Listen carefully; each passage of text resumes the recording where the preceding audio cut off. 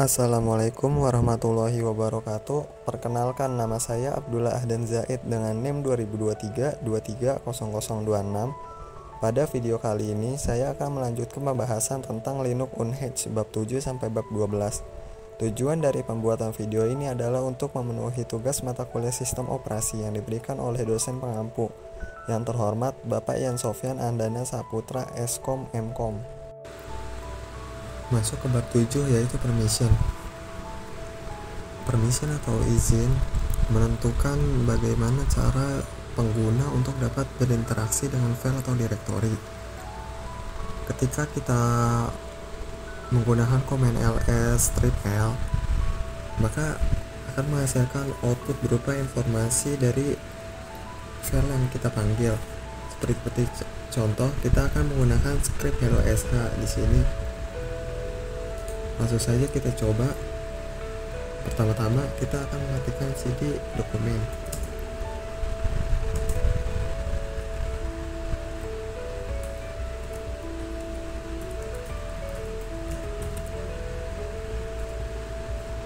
Setelah masuk, kita akan mengetikkan perintahnya.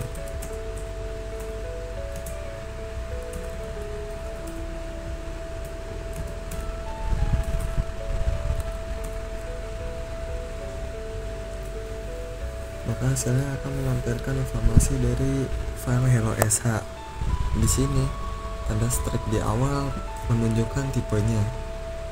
Karena di sini strip, maka ini tipenya adalah sebuah file. Tapi jika diawali dengan D, maka itu merupakan sebuah folder. Selanjutnya itu ada rw atau write and write yang dimiliki oleh owner ini sedangkan group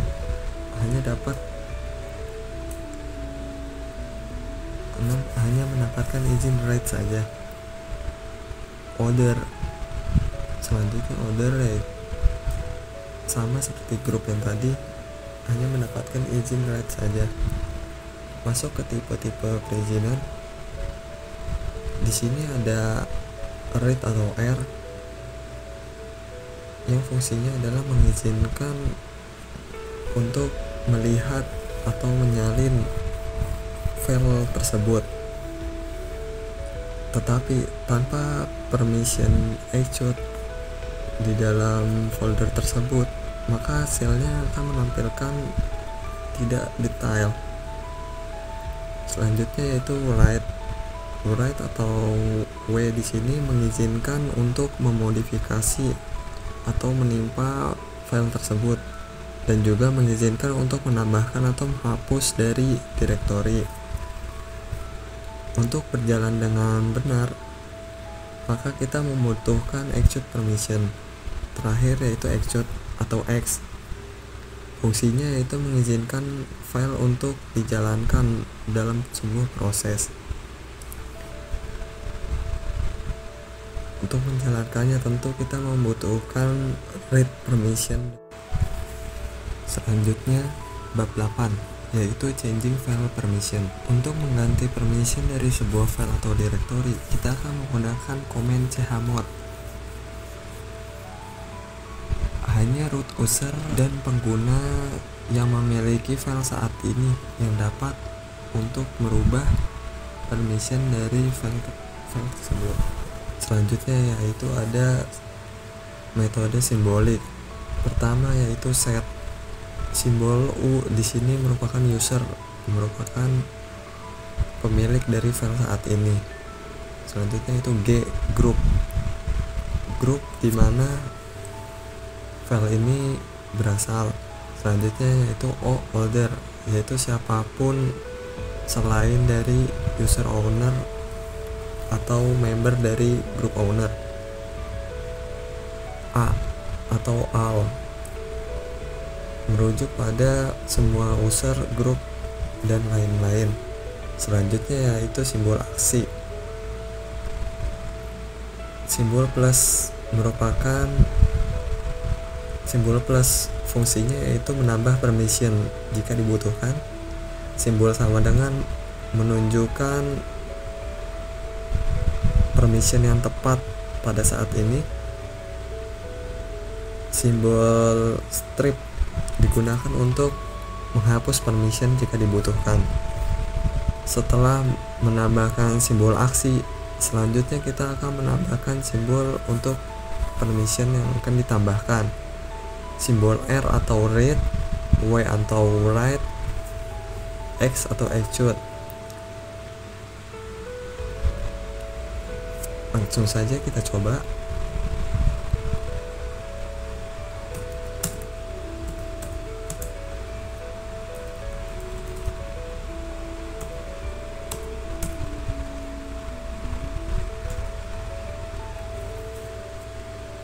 Informasi perizinan yang ditampilkan yaitu hanya write dan write saja, tidak ada untuk permission execute. Jika kita memaksa untuk mengexecute script hello sh ini, maka hasilnya akan seperti ini.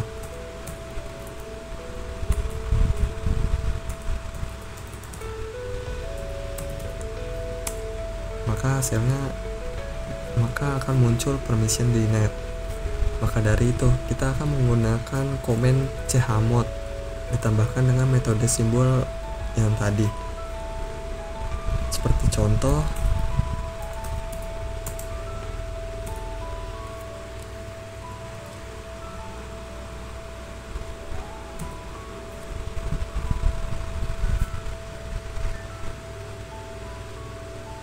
X di sini merupakan execute.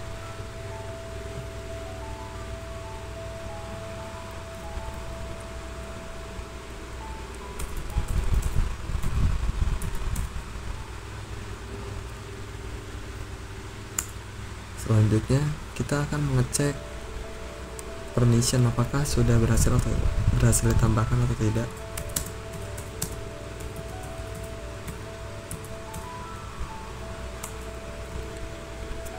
Maka di sini hasilnya muncul RYXR, artinya permission execute berhasil kita tambahkan. Untuk menjalankan script hello sh, maka kita akan menggunakan sintak yang tadi.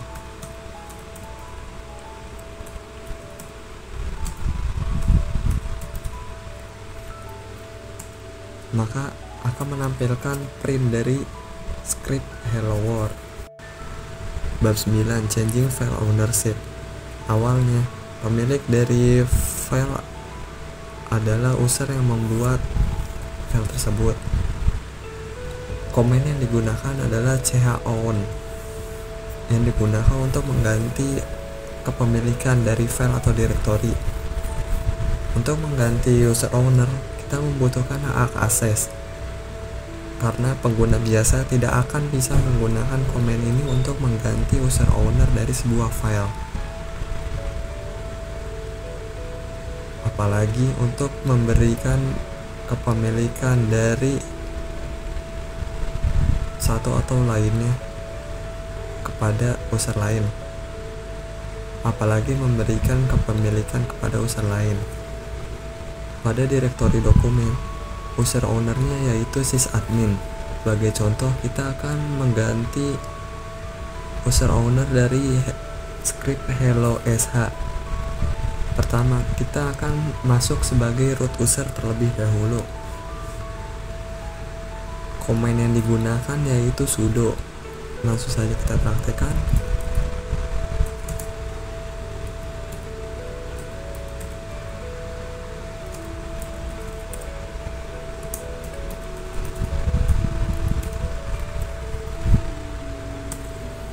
Lalu masukkan passwordnya yaitu netlab 123.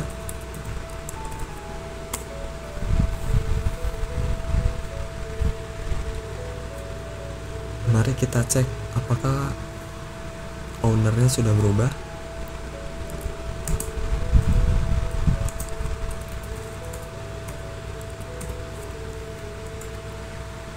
Hasilnya di sini yang tadinya ownernya sysadmin berubah menjadi root. Untuk menjalankan script dari hello sh, kita tidak bisa langsung mengetikkannya. Sebagai contoh,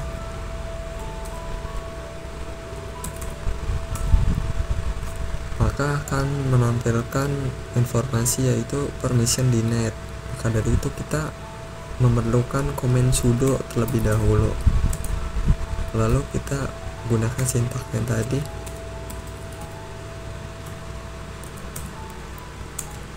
Maka perintan hello world dari script hello esa telah muncul. Bab 10, viewing files.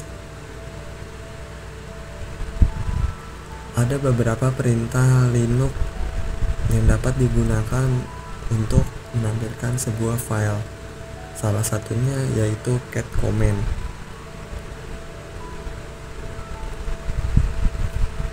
Biasanya cat command direkomendasikan hanya untuk file yang lebih kecil. Langsung saja kita coba menggunakan command cat pada script animal.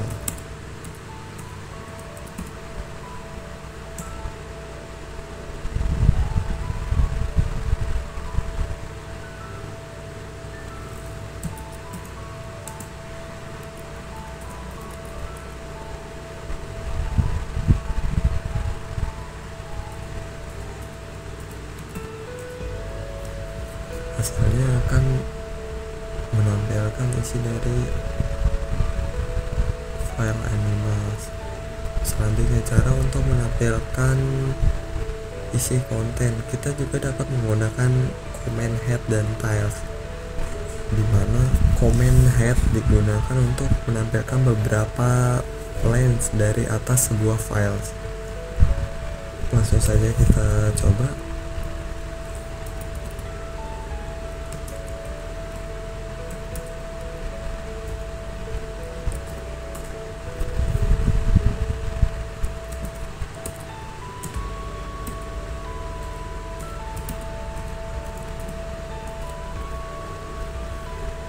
Hasilnya tidak akan muncul semuanya seperti kita menggunakan comment cat, sedangkan tile yaitu kebalikannya. Langsung saja kita coba.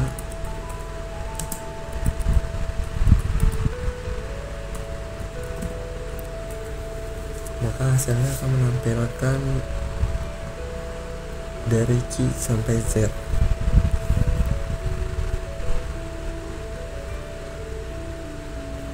Untuk mengganti output dari comment head, misalnya kita hanya akan menampilkan 4 baris teratas, maka kita akan mengetikkan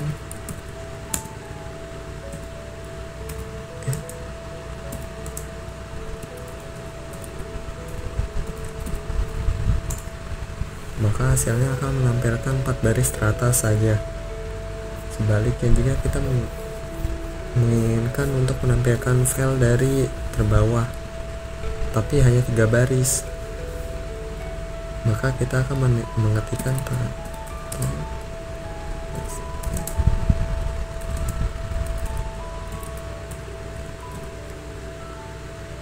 maka outputnya hanya akan menampilkan 3 baris terbawah dari script alpha text.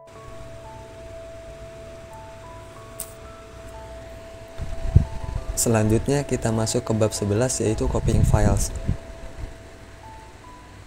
Copying files gunanya adalah untuk mengcopy sebuah file atau folder dengan menggunakan command cp.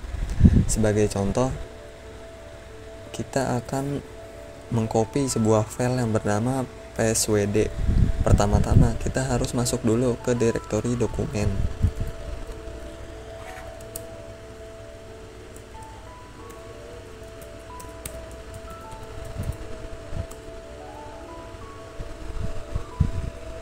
Selanjutnya kita mengetikkan sintaksnya, di mana file pswd ini ternyata berada di folder yang bernama etc. Maka kita akan mengetikkan seperti ini.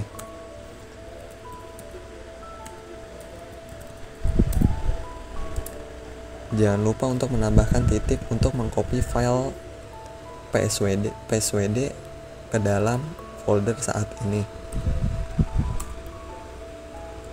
Hasilnya, file pswd telah berada di direktori dokumen. Selanjutnya, jika kita ingin mengcopy sebuah file yang ada di folder saat ini, maka caranya adalah seperti ini. Pertama, nama file saat ini yang akan di-copy. Seperti contoh, kita akan mengcopy file letters txt.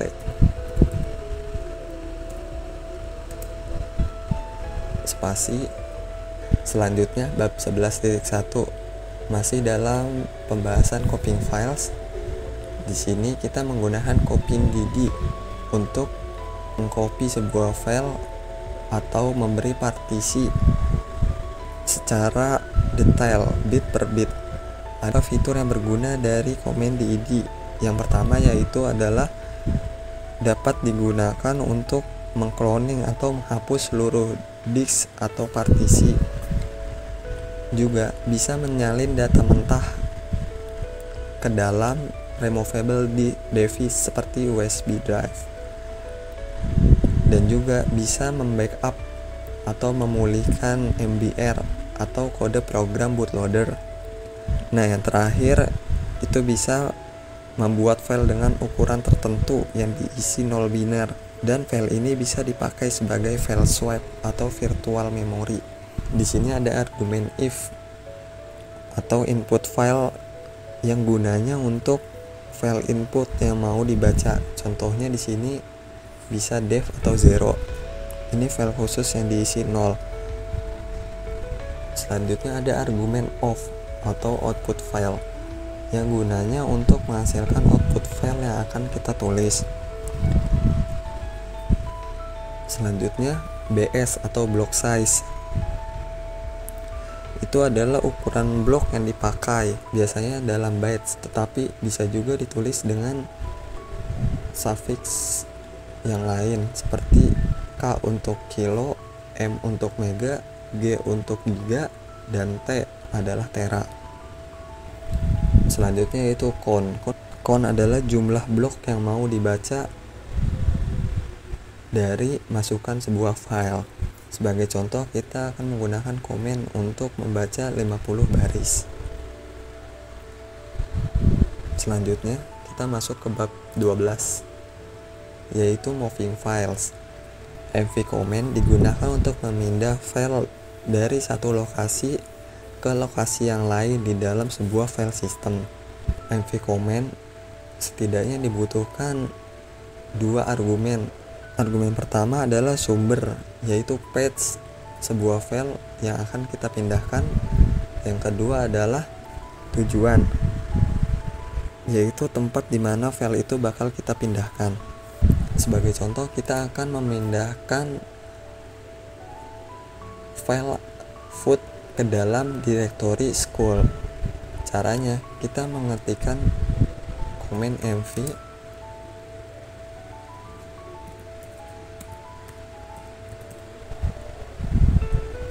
lalu tujuannya yaitu school.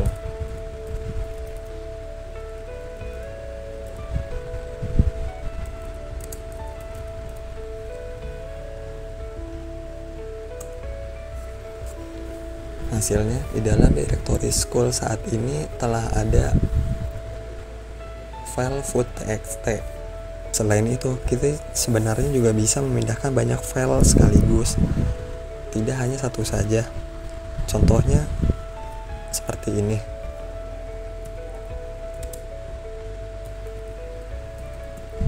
Kita akan memindahkan file letter 2 dan alpha ke direktori work. Maka kita akan mengetikkan seperti ini.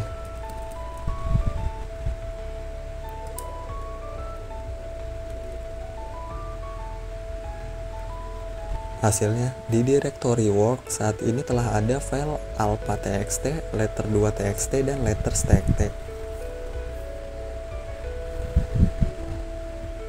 Selain itu, memindahkan file ke dalam direktori yang sama itu merupakan salah satu cara yang efektif untuk melakukan rename.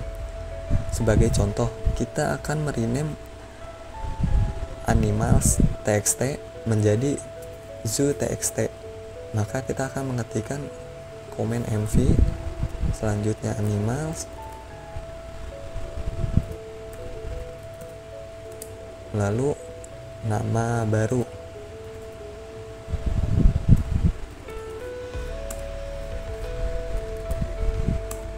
Hasilnya, file animals tadi telah berubah namanya menjadi zoo txt. Cukup sekian pembahasan dari saya, kurang lebihnya mohon maaf. Wassalamualaikum warahmatullahi wabarakatuh.